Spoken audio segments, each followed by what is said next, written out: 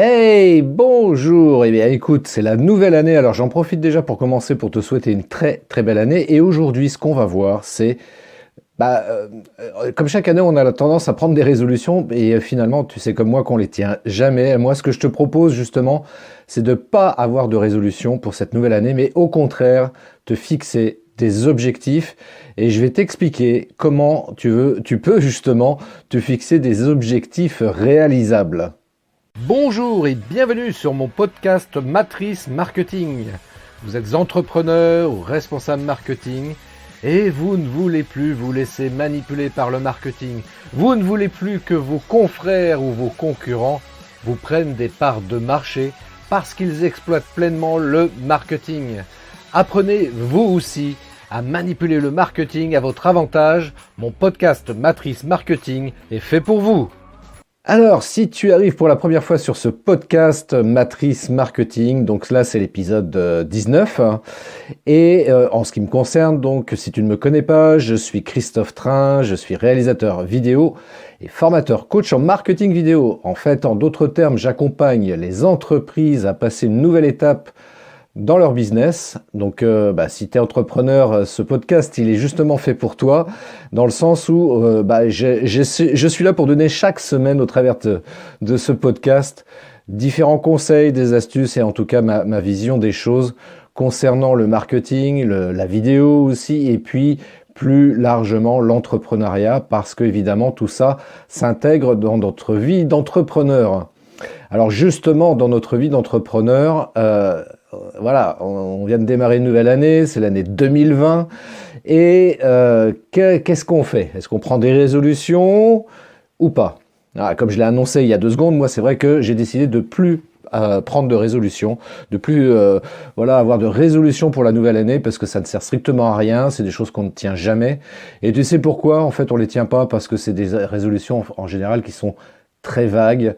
Voilà, on se dit je vais faire du sport cette année, je vais manger moins gras, je vais manger plus de légumes et de fruits, enfin des choses comme ça. Et puis en fait, on les tient pas, quoi. Donc moi, ce que je te propose plutôt, c'est de t'aider justement à te fixer plutôt des objectifs, où là, au moins, les objectifs, c'est quelque chose de beaucoup plus engageant. Tu vois, c'est-à-dire que tu vas te fixer un but avec une date et bien évidemment pour une raison bien précise. Il ne s'agit pas de se fixer des objectifs comme ça juste pour le plaisir de s'en fixer, parce que ça n'a aussi pour le coup strictement aucun intérêt. Donc, écoute, j'ai envie de te dire pourquoi déjà pour commencer, pourquoi tu as créé ton entreprise ou pourquoi tu souhaites la créer si tu es en phase de réflexion justement par rapport à ça. Et ça, c'est vraiment la notion la plus importante. Pourquoi on fait les choses, pourquoi on a envie de créer une entreprise. Voilà, si tu arrives à trouver la réponse à cette question, écoute, c'est parfait. Et puis si tu n'y arrives pas, je t'invite à y réfléchir un petit peu, parce que c'est vraiment ça qui va être le moteur, vraiment le moteur. Le carburant, c'est autre chose. Mais en tous les cas, ça va être ça qui va être le moteur en fait de tout ce que tu vas entreprendre. Et donc, pour parler d'objectifs, parce qu'on va rentrer dans le concret très rapidement et tout de suite maintenant, même d'ailleurs, à savoir, moi, ce que je te propose, en fait, c'est de te fixer 5 objectifs. Voilà, si tu veux être efficace, concret et puis avancer efficacement, eh bien, fixe-toi 5 objectifs. Alors, le premier objectif que j'ai envie de te proposer de te fixer, c'est d'avoir une vision à long terme. Alors à long terme, ça peut être 10 ans, 5 ans. Alors on va se fixer, si tu veux bien, on va se fixer un truc sur 5 ans. Voilà, dans 5 ans, on est en 2020 aujourd'hui, et en 2025, où est-ce que tu veux être? Alors pour t'aider un petit peu, je te dirais déjà, en tant qu'entrepreneur, voilà, quel est le chiffre d'affaires que tu aimerais atteindre dans 5 ans? Voilà, si par exemple, je sais pas, moi tu fais 100 000 euros aujourd'hui de chiffre d'affaires à l'année, est-ce que tu as envie de faire 200 000, 500 000, 1 million d'euros de chiffre d'affaires d'ici 2025? Donc ça peut être un objectif à long terme. Donc ok, on va partir sur cette idée-là. On va partir sur cette idée-là que tu as envie de faire un objectif, de réaliser un objectif en 2025 avec un chiffre d'affaires de 1 million d'euros. Alors, bah, je te dis ça en même temps, c'est pas complètement par hasard parce que c'est un peu le mien, moi, cet objectif-là pour être très, très concret. Donc, je vais illustrer mes conseils justement avec des exemples plus personnels. Comme ça, voilà, ça peut t'aider à la réflexion aussi là-dessus. Euh, D'ailleurs, j'ajoute quand même un truc qui est vachement important parce que c'est vrai que de se fixer des objectifs, c'est hyper essentiel. Et c'est ce que j'explique bien souvent justement, c'est que en fait, on est un peu comme sur un bateau, quoi. Hein, on est un peu comme sur un bateau, et si on n'a pas un cap précis avec une date d'arrivée précise, eh bien, on risque de se laisser porter par le courant et finalement aller nulle part. Hein. Et ça, c'est vraiment dommage. Alors certes, le fait d'aller à droite à gauche, ça peut être intéressant parce qu'on peut découvrir des choses sympas, mais en même temps, si on veut avancer efficacement, c'est quand même vachement mieux d'avoir un cap et de se dire, voilà, en 2025, par exemple, je voudrais faire 1 million d'euros de chiffre d'affaires. Alors toujours en ayant en tête, en réalité, le pourquoi on veut faire les choses, parce que faire 1 million d'euros de chiffre d'affaires, c'est ouais, c'est sympa, quoi, mais en même temps, c'est pas forcément une fin en soi. Euh, Qu'est-ce qui, en 2025, tiens, allez, on va pousser l'exercice un peu plus loin et puis ça va nous aider après pour les quatre autres objectifs également, c'est-à-dire que comment tu te vois dans 5 ans? Est-ce que tu te vois toujours dans la même maison, avec la même voiture, les mêmes soucis financiers éventuellement si tu en as, j'espère que tu n'en as pas, mais j'imagine que comme beaucoup d'entre nous, bah, c'est pas toujours simple. Et donc, du coup, comment tu te vois dans 5 ans? Comment tu te vois? Et ça va nous aider pour les quatre prochains objectifs. Donc, décris un petit peu.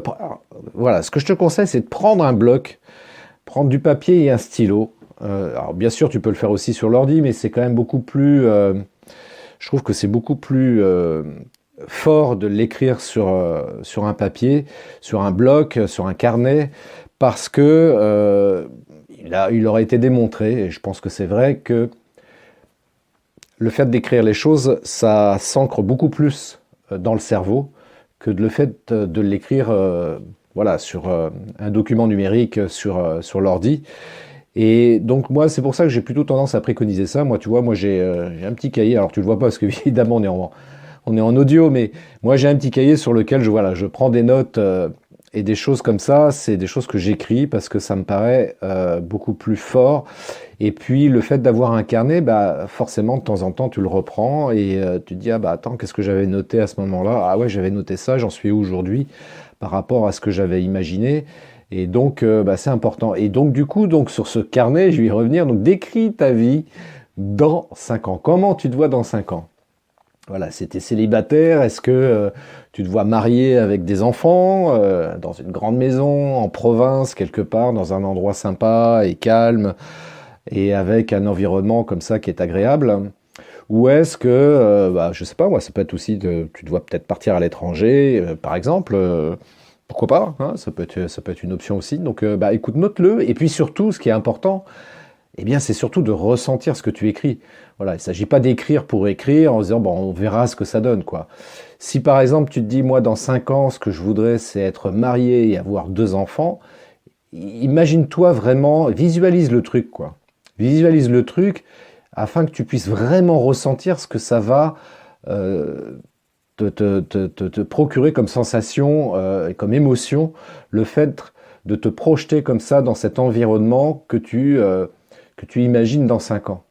Et plus tu ressentiras les choses de manière forte, plus inconsciemment tes actions vont s'orienter fortement vers cet objectif-là. Et ça, c'est indispensable. Je me rappelle, j'ai vu sur YouTube une vidéo, il y a Jim Carrey justement qui expliquait ça au tout début de sa carrière. Hein. Et il allait à Mulholland Drive, je crois que c'est à Los Angeles, que je dise pas de bêtises. Bref, il allait là-bas où apparemment il y avait, voilà, c'était un lieu important où il n'était pas encore un acteur connu, il faisait que des petits rôles, des petites choses, enfin il n'était pas, voilà. Et puis pour se motiver par rapport à ça, donc il allait là-bas et il s'imaginait, il y allait chaque jour et il s'imaginait, voilà, arriver là-bas et surtout, il s'imaginait avoir signé un contrat d'1 million de dollars. Et c'est quelque chose qu'il ressentait vraiment fortement, quoi. À chaque fois qu'il visualisait tout ça, il le ressentait très fortement. Tant et si bien que un jour, il a fait un film. Alors je sais plus pour lequel, je sais pas si c'est Dumb and Dumber. Et c'est le premier film à partir duquel il a touché son premier million de dollars.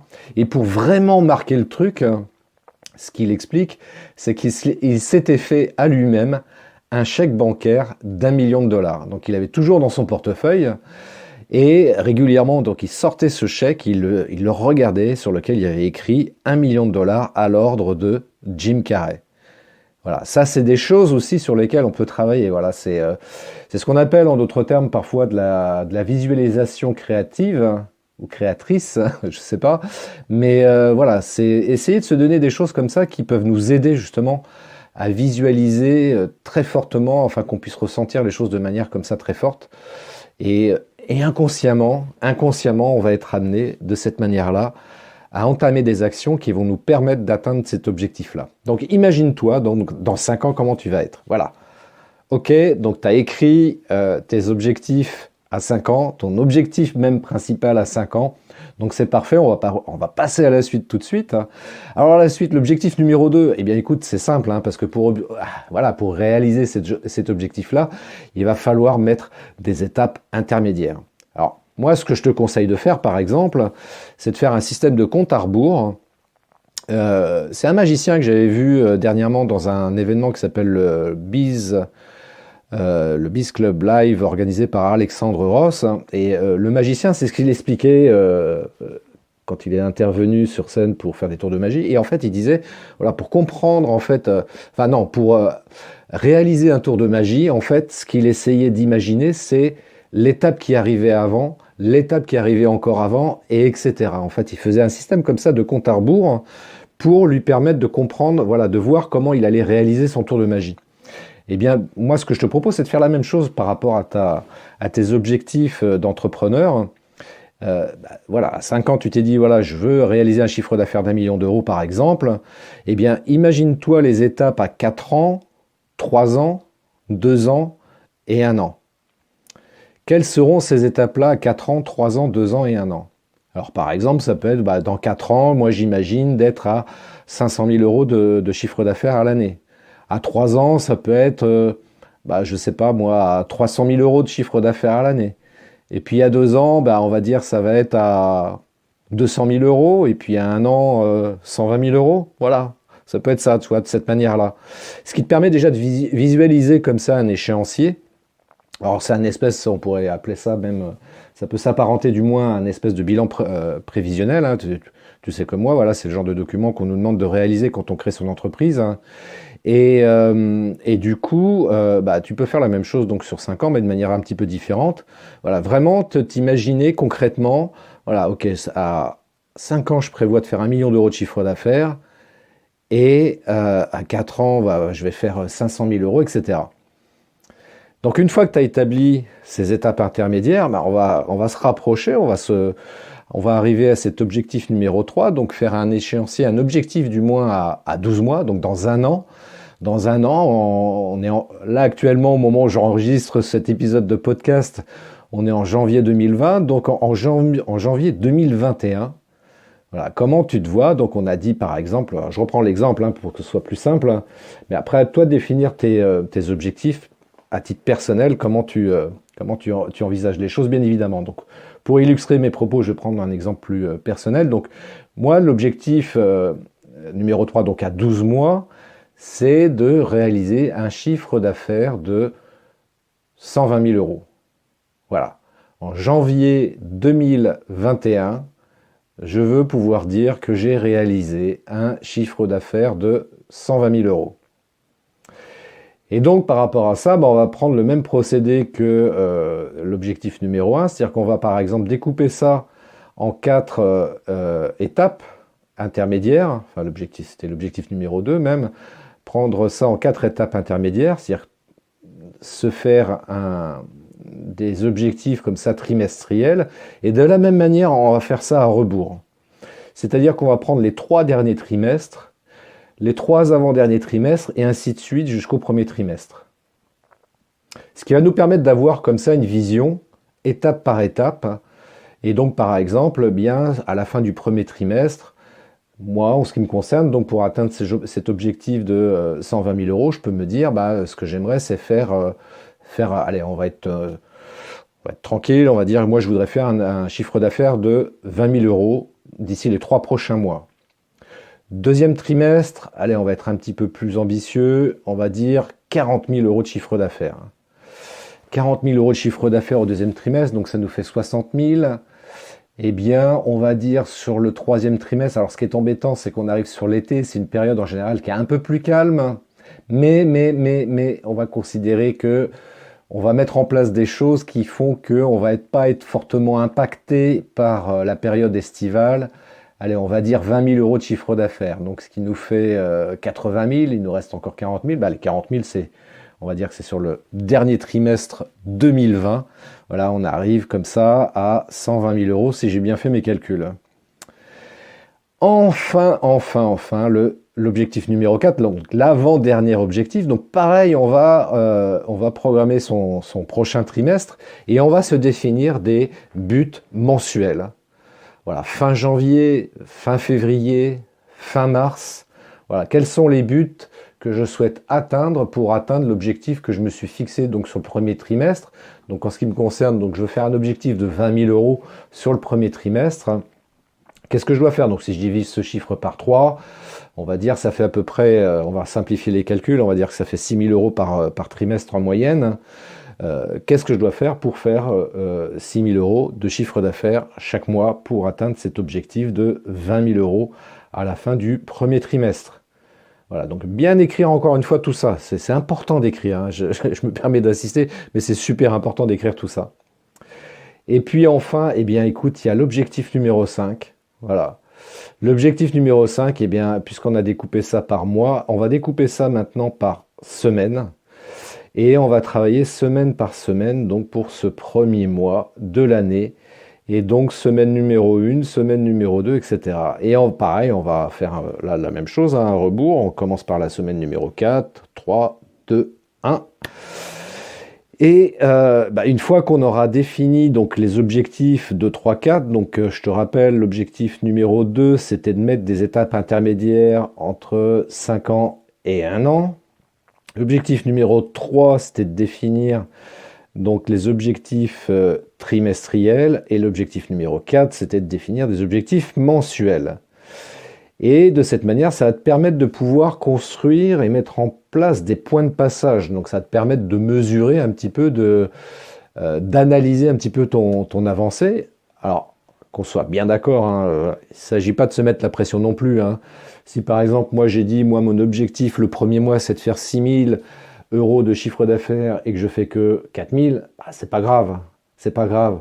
Qu'on s'entende bien, c'est comme sur un bateau, tu vois, tu te dis, moi, je veux atteindre tel point de destination d'ici une semaine, mais bon, voilà, il y a eu une tempête, il y a peut-être eu une avarie, il y a peut-être eu quelque chose qui fait que ça m'a ralenti dans mon avancée. Au lieu de mettre une semaine, je vais mettre 10 jours. C'est pas grave. L'important, encore une fois, c'est d'arriver à destination par rapport à l'objectif fixé. Donc, je précise là-dessus, c'est super important de ne pas se mettre la pression, d'une part. Et puis, le fait aussi de pouvoir se construire un objectif, donc c'est l'objectif numéro 5, un objectif hebdomadaire, c'est quelque chose qui va te permettre d'avancer comme ça, de manière zen et rassurée.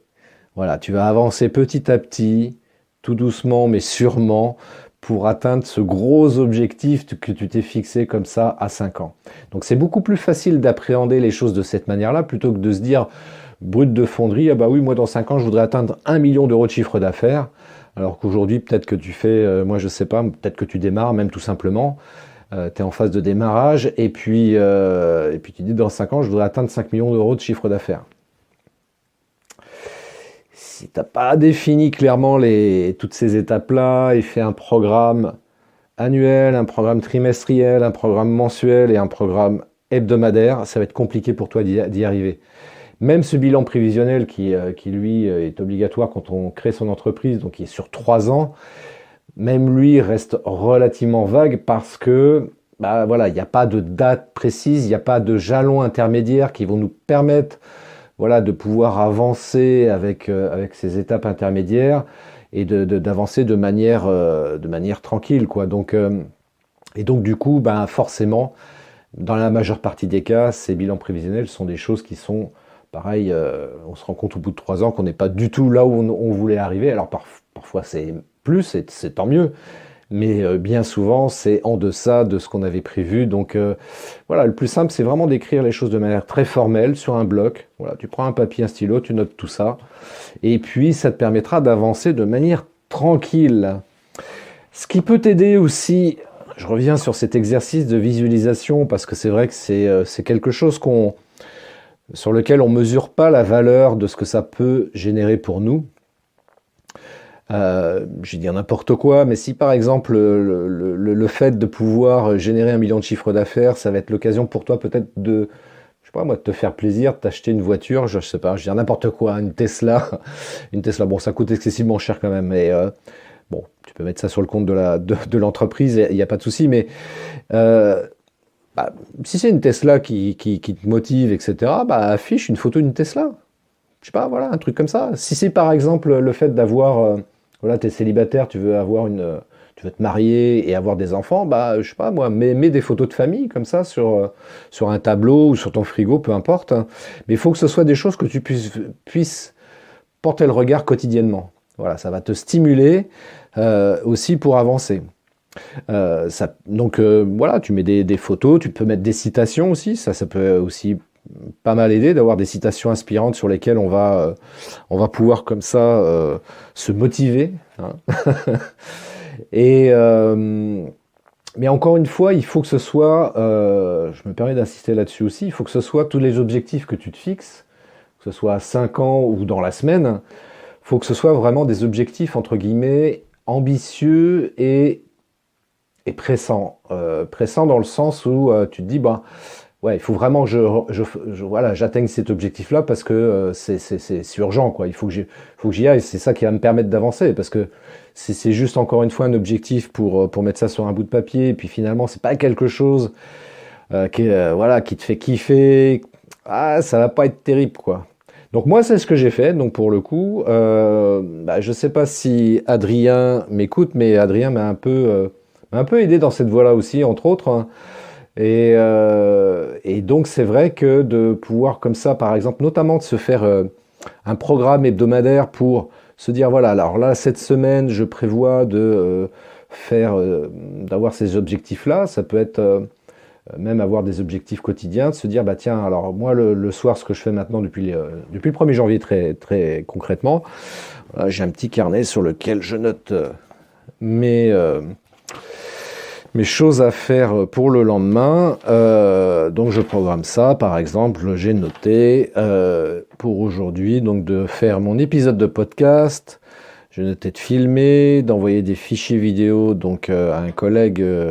Voilà, donc bah, j'ai déjà fait les 2 dernières choses. Il me restait juste le podcast à faire, donc ce que je suis en train de faire, ce que tu écoutes là à l'instant justement.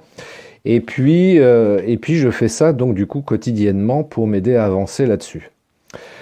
J'irais même plus loin, il y a peut-être aussi des choses aussi, parce que c'est important aussi comment dirais-je, pour rester motivé, de se trouver des moyens de se féliciter en fait. Donc moi sur mon carnet, en fait, je note aussi d'autres choses en plus de ça. En l'occurrence, je me réponds la question, la première, c'est quelle est la meilleure chose qui s'est produite aujourd'hui ? Alors ça peut être quelque chose de très banal, de très, très simple même parfois, donc, mais néanmoins, essaye de réfléchir dans ta journée d'aujourd'hui, quelle est la meilleure chose qui ait pu t'arriver ? Qu'est-ce que tu as fait de bien aujourd'hui, en d'autres termes ? Essaye de réfléchir là-dessus, hein. Ça peut être tout simplement, moi je sais pas, prendre le temps de lire, voilà, tu as un peu procrastiné sur la lecture et bah, aujourd'hui, tu as pris le temps de lire pendant 30 minutes par exemple. Bah, tu le notes, voilà. La meilleure chose que j'ai faite aujourd'hui, c'est prendre le temps de lire. C'est prendre le temps d'aller faire une petite balade avec mon épouse. Ou faire une balade même tout seul si tu es célibataire. Voilà. Bah, note-le, voilà, c'est des petites choses comme ça qui sont importantes à faire. Qu'est-ce que j'aurais pu faire de mieux ? Ça, c'est la deuxième question que je me pose aussi. Donc, par rapport à la journée passée, qu'est-ce que j'aurais pu faire de mieux aujourd'hui? Alors, il ne s'agit pas de trouver les défauts, les failles ou les échecs. C'est pas du tout dans cet esprit-là qu'il faut voir les choses. Il faut essayer de réfléchir en axe d'amélioration. Si par exemple tu te dis, bah tiens, j'avais programmé par exemple de passer 30 minutes à lire et finalement j'ai lu que pendant un quart d'heure. Bah voilà, ça peut être ça. Qu'est-ce que j'aurais pu faire de mieux? Bah au lieu de lire pendant un quart d'heure, j'aurais pu lire une demi-heure. Voilà. Donc il ne s'agit pas, encore une fois, il s'agit pas de se mettre la pression. Ensuite, quelle est la chose, donc ça c'est la troisième question, quelle est la chose la plus importante que je dois accomplir demain? Quelle est la chose la plus importante que je dois accomplir demain? Ben, je sais pas, moi par exemple, faire un article de blog. Voilà, c'est pour moi la chose la plus importante que je dois réaliser demain. Ça, c'est peut-être le gros objectif. Ça peut être aussi, bah voilà, on vient de démarrer la nouvelle année, c'est peut-être écrire des cartes de vœux. Alors, je dis bien écrire, hein, j'ai pas dit envoyer un email pour présenter ses vœux. C'est quelque chose qu'aujourd'hui, en 2020, on fait toutes et tous. Je me rappelle, il y a 20 ans, c'était assez anecdotique, ce genre de choses. Et c'était quelque chose, du coup, qui était assez remarqué. Maintenant, c'est devenu tellement banal que on est envahi d'emails de gens qui nous souhaitent la bonne année et ce sont des gens que connaît pas, enfin qu'on a en contact quelque part. Et puis, mais voilà, comme ils font une diffusion en masse, ils envoient ça à tout le monde. Non, moi, ce que je te conseille d'ailleurs, ça c'est une petite parenthèse que j'ouvre, par rapport à certains de tes clients, bah, c'est peut-être pas mal d'envoyer une carte papier sur laquelle tu vas écrire avec un stylo et ta main pour présenter tes vœux à cette personne-là. Et moi, j'ai remarqué que le fait d'envoyer ses vœux en format papier, eh bien aujourd'hui, c'est quelque chose que les gens apprécient parce que forcément, malheureusement, c'est devenu de moins en moins courant. Donc, voilà, s'il y a certains clients que tu as envie de chouchouter et privilégier, n'hésite pas à le faire. Et puis, j'ouvre une deuxième parenthèse justement par rapport à ça. On parle de relations commerciales B2B ou B2C, donc pro à pro ou pro à particulier. Essayons de mettre un petit peu plus dans nos relations commerciales du H to H, human to human, humain à humain. Voilà, ça c'est pas mal ça. Moi j'aime bien la formule. Donc c'est pour ça j'ai quelques cartes postales, quelques cartes papier donc pour envoyer mes vœux aussi en format papier. Et puis la dernière question que je me pose aussi le soir en remplissant mon petit carnet, quelles sont les personnes les plus importantes et qu'est-ce que je vais faire pour elles? Voilà. Eh bien, si je prends mon exemple,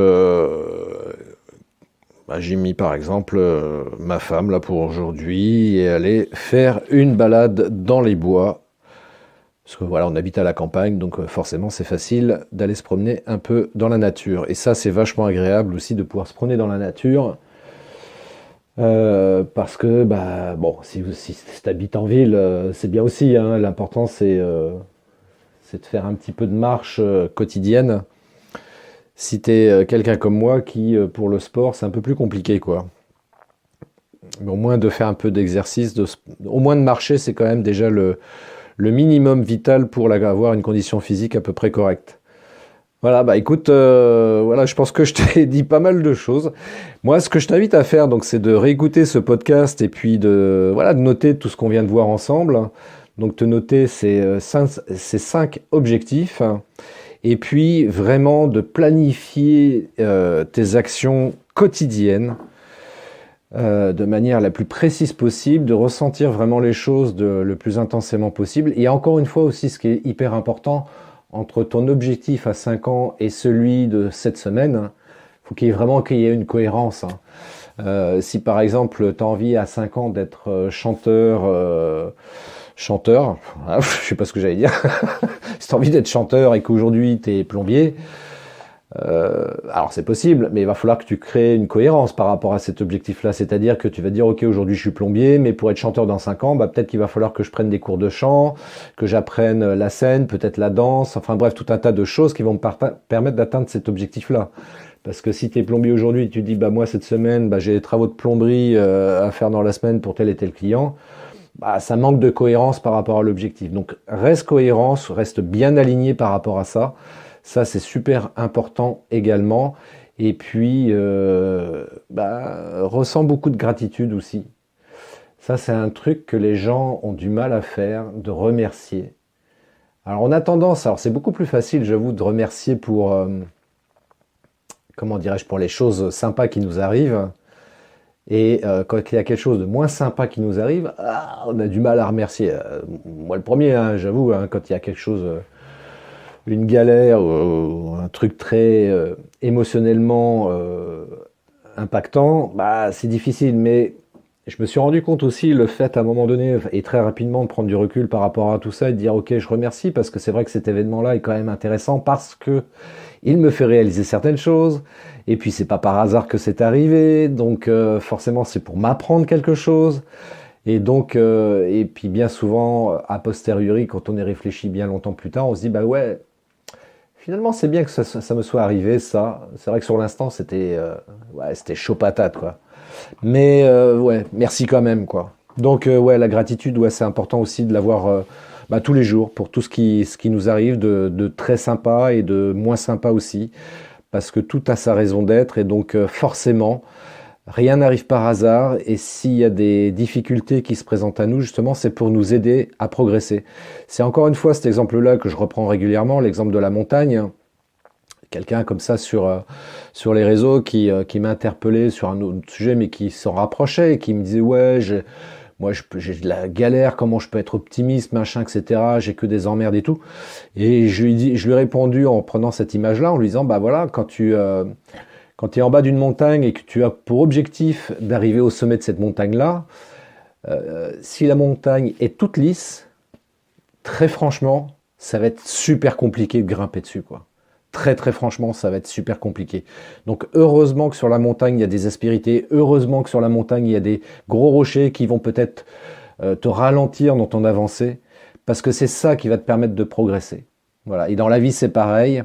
Donc si tu as envie d'avancer, et pas même d'ailleurs, de toute façon, parce que toutes les difficultés sont justement là pour nous aider à avancer. C'est bien souvent le tort que l'on a, c'est de pas forcément en prendre conscience.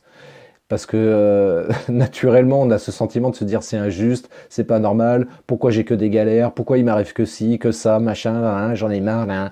Ouais, c'est vrai que naturellement, on a ce type de réaction, mais essayons de voir les choses positivement.